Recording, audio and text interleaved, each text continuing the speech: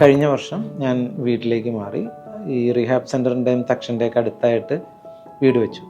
Congratulations, I M so proud of you brother. നിങ്ങൾ കേട്ടു ജോളി എന്ന ഈ യുവ സംരംഭകൻ്റെ ത്രസിപ്പിക്കുന്ന കഥ. പരിമിതികൾ ആരാണ് തീരുമാനിക്കുന്നത് സുഹൃത്തെ? നമ്മളൊക്കെ തന്നെയല്ലേ.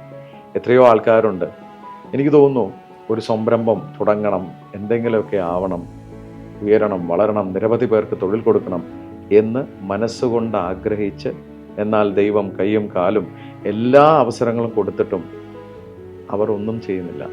എന്നാൽ 2 കൈകൾ മാത്രം, ഈ നെഞ്ചിന് മുകളിൽ മാത്രം വർക്ക് ചെയ്യുന്ന ആ അവയവവുമായി, അങ്ങനെ ഒരു ശരീരവുമായി ഒരു സംരംഭം തുടങ്ങാൻ കാണിക്കുന്ന ധൈര്യം, തിരിച്ചടികളുണ്ടായിട്ടും കൂടെ നിന്ന് എല്ലാവരും ഇട്ടിട്ട് പോയിട്ടും അദ്ദേഹത്തെ പിടിച്ചു നിർത്തിയത് ആ മനസാന്നിധ്യമാണ്. ഇത്തരം ആൾക്കാർ നമ്മുടെ സമൂഹത്തിൽ കാണുകയാണെങ്കിൽ നമ്മൾ അവരെ ബഹുമാനിക്കണം, അവരെ പ്രോത്സാഹിപ്പിക്കണം, അവരെ മുൻനിരയിലേക്ക് കൊണ്ടുവരണം.